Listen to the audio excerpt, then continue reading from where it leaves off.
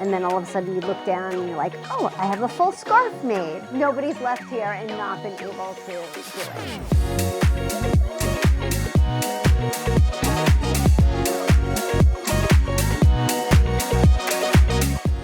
Hi, I'm Lori, and this is the Crafty Lounge. What we do here is a lot of workshops for beginners, intermediate, as well as advanced projects. There's an emphasis on knitting and crochet and I guess fiber art classes. My goal here is to bring people together and build a crafting community where people feel comfortable and get out of their apartments and come and meet other people. I started knitting in my 20s, and it was like a little bit on and off. I'm self-taught, and then at some point I picked up crochet, and I've always been on the crafty side. 5-6 years ago, I started a craft night in a local bar, and I loved it. It was really fun to teach people how to make things. I just loved people walking away from making something and feeling like they were confident and empowered and they could say, I made that. Every project after I make it is my favorite until I make something new. Once I made this Snoopy, I literally carried it home with me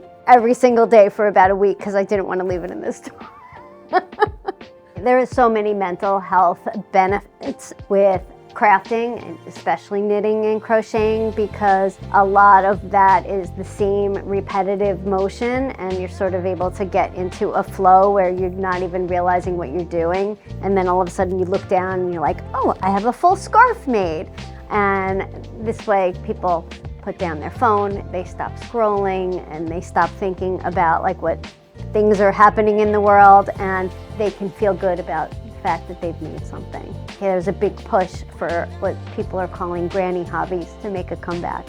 I often hear that people feel like they say they're not creative, or they tried knitting and they've never been able to do it. Nobody's left here and not been able to do it. I just think it's people's mindset, whether they're ready to accept trying something new. In today's world, people have very low frustration tolerance for things that are new, and if they don't get it in 5 minutes, then they get frustrated because they think they're supposed to know how to do it even though they don't know how to do it. So I think that I'm able to sort of coax people to understand that it's okay if you don't get it in 5 minutes. Eventually it will come. The majority of them have never made a cocktail before, but showing them that bartending is for everybody. I think the best conversations are had over a good drink.